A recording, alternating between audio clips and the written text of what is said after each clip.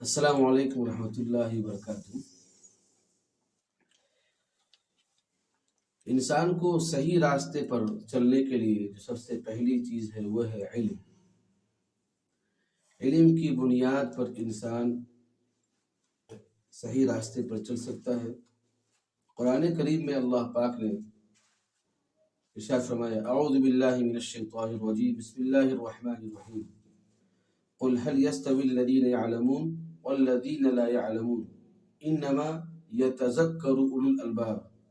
اے محمد صلی اللہ علیہ وسلم، آپ کہہ دیجئے، کیا جاننے والے اور نہ جاننے والے برابر ہو سکتے ہیں؟ بے شک عقل والے ہی نصیحت حاصل کرتے ہیں۔ اس آیت سے یہ بات معلوم ہوئی کہ جس کے پاس علم ہوگا اور جس کے پاس جانکاری ہوگی وہی صحیح اور برے کا فیصلہ کر سکتا ہے اور فیصلہ لے سکتا ہے۔ جس کے پاس علم نہ ہو،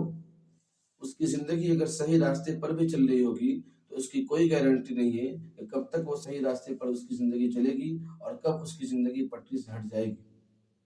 اس لیے علم کا سیکھنا بہت ضروری ہے، اور علم بھی اوپر جہاں پر علم نہیں، علم اتنا کم سے کم ضرور سیکھنا چاہیے تاکہ ہم اپنی زندگی کو کیسے اچھے طریقے سے گزار سکیں۔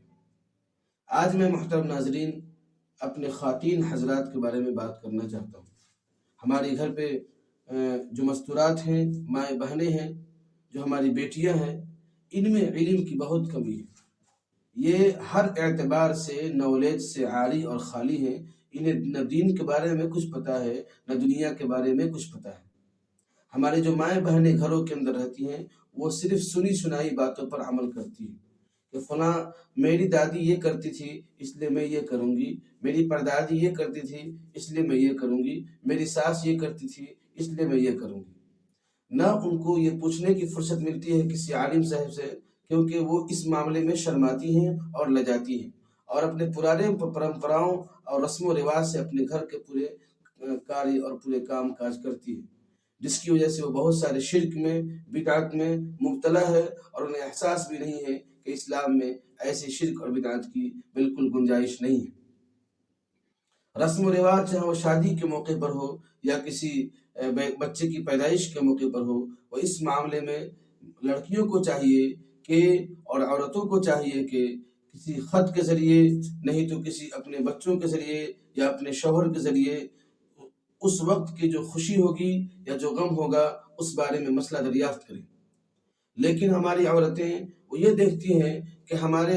پروج کیا کرتے تھے، ہماری ساس کیا کرتی تھی، ہماری دادی کیا کرتی تھی، ہماری ماں کیا کرتی تھی، ہماری نانی کیا کرتی تھی، وہ یہ سب کر کے اپنے گھر کے رسم و رواج کو آگے بڑھاتے ہیں اور کام کاج کرتے ہیں،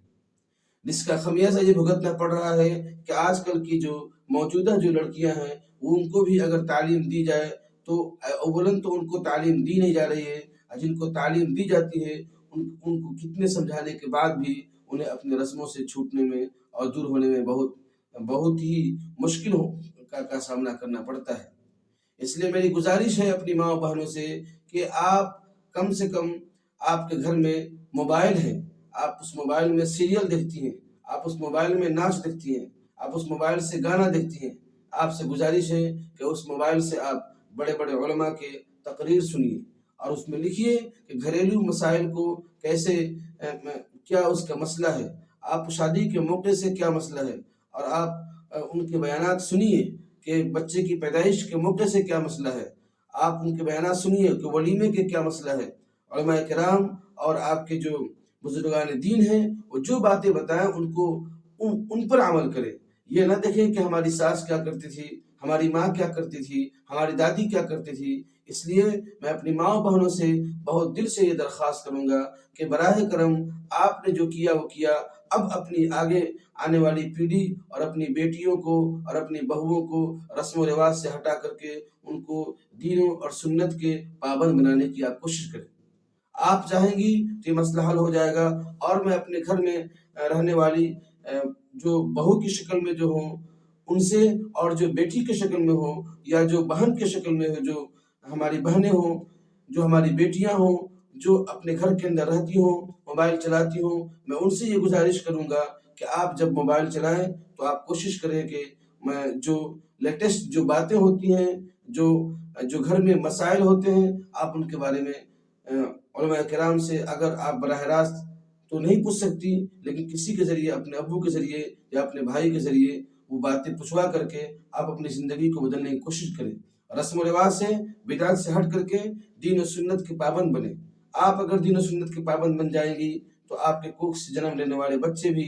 نیک ہوں گے، دیندار ہوں گے، کیونکہ آپ کو کل ماں بننا ہے، کل آپ کو دادی بننا ہے، کل آپ کو بہو بننا ہے، کل آپ کو ساس بننا ہے، کل آپ کو بہت ساری روپ میں آپ نظر آئیں گی۔ اور جب آپ دیندار بچپن سے ہو جائیں گی تو آپ ہر روپ میں اپنے بچوں کو، اپنے پوتوں کو یا اپنے داماد کو، چاہے وہ اپنے بیٹوں کو، ان کو اچھی شکشا دیں گی، اچھی تعلیم دیں گی اور ان کو دین و سنت کا پابند بنانے کی کوشش کریں گی۔ لیکن آپ ہی اگر اپنے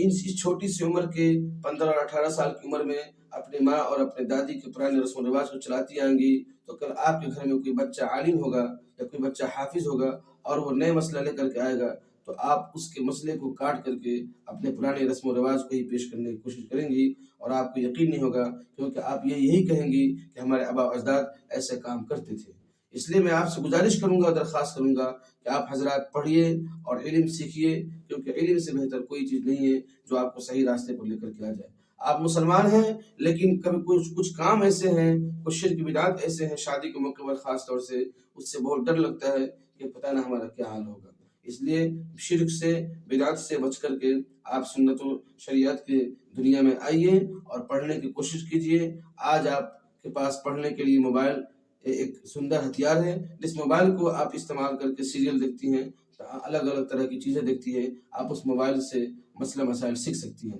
میں اپنی بہنوں سے خاص درخواست کروں گا کہ میری اس بات پر آپ ضرور دھیان دیں اور اس کو عمل میں لانے کی کوشش کریں۔ میں امید کروں گا انشاءاللہ کہ آپ کے اندر بدلاؤ آئے گا اور آپ جو مسئلہ سمجھ میں نہ آئے اس کو پوچھنے کی کوشش کر سکتی ہیں۔ آپ جس گاؤں میں ہو، آپ جس علاقے میں ہو، وہاں پر اپنے بھائیوں سے، اپنے ماں باپ سے، وہاں کے مولانا صاحب سے، وہاں کے مفتی صاحب سے بھی آپ مسئلہ معلوم کر سکتی ہیں، چونکہ آپ کے ساتھ مسائل بھی ہیں۔ آپ اپنے ذاتی اور خود کے مسائل کو بھی آپ جو ہے نا معلوم کر سکتی ہیں۔ اللہ سے دعا ہے کہ اللہ پاک ہمیں بھی سمجھ کی توفیق نصیب فرمائے اور آپ کو بھی سمجھ کی توفیق نصیب فرمائے۔ السلام علیکم ورحمۃ اللہ۔